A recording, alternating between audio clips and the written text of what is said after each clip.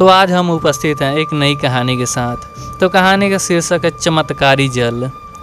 एक बार तेनालीरामा के पड़ोसी में रहने वाली एक महिला उससे मिलने आई। उसने बताया कि उसकी सास उसे बहुत तंग करती है। लगभग रोज ही दोनों के बीच कहासुनी होती है। इस कारण से घर में शांति भंग हो चुकी है। वह तेनालीरामा से इस मुसीबत से बाहर निकलने का कोई सरल उपाय जानना चाहती थी। तेनालीरामा ने उस महिला को सारी बात ध्यान से सुनी।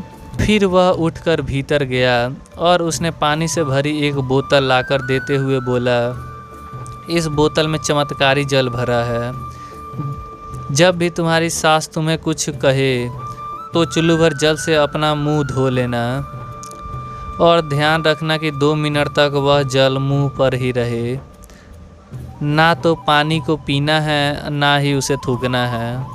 2 मिनट पूरे होने के बाद जल को पी लेना है। फिर तुम्हें बातचीत कर सकती हो। जल्दी ही तुम्हारी सारी तकलीफ़ें दूर हो जाएंगी।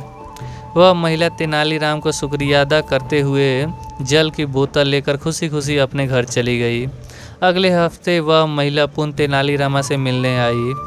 इस बार वह खुश लग रही थी। उसने तेनालीरामा को बताया कि अब उसके घर में अपार शांति है, कि दिनों में उसका अपनी सास से बिल्कुल भी झगड़ा नहीं होता है। उसने तेनालीरामा से उस चमत्कारी जल की एक बोतल और देने की प्रार्थना की। तेनालीरामा उठकर भीतर गए और बोतल को लाकर उस महिला को दे दी। इसी प्रकार 1 महीने तक चलता रहा। वह महिला आकर तेनालीरामा से चमत्कारी जल की से भरी नई बोतल ले जाती।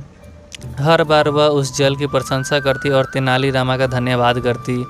4 हफ्ते बीतने के बाद जब वह महिला 5वीं बोतल लेने आई तो तेनालीरामा ने कहा, अब तुम्हें हर हफ्ते यहाँ आकर जल की बोतल लेने की कोई आवश्यकता नहीं है।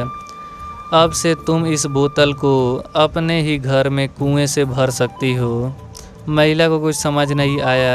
वह आश्चर्यचकित होकर तेनालीरामा का मुंह ताकने लगी। तब तेनालीरामा ने महिला को समझाया, उस बोतल के जल में चमत्कार नहीं था। चमत्कार हुआ है तुम्हारे चुप रहने से। मुंह में भरे जल के कारण तुम अपनी सास को शीघ्र ही पलटकर करारा जवाब देने में असमर्थ थी। जब तक तुम वह जल पीकर बोलने लायक होती तब तक वह पल बीत चुका होता। तुम्हारी और तुम्हारी सास दोनों का गुस्सा ठंडा हो चुका होता। यही कारण है कि अब तुम्हारे घर में सुख शांति का वास है।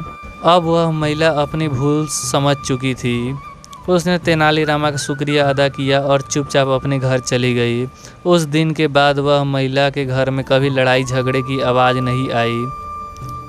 वह संयम का अर्थ समझ चुकी थी।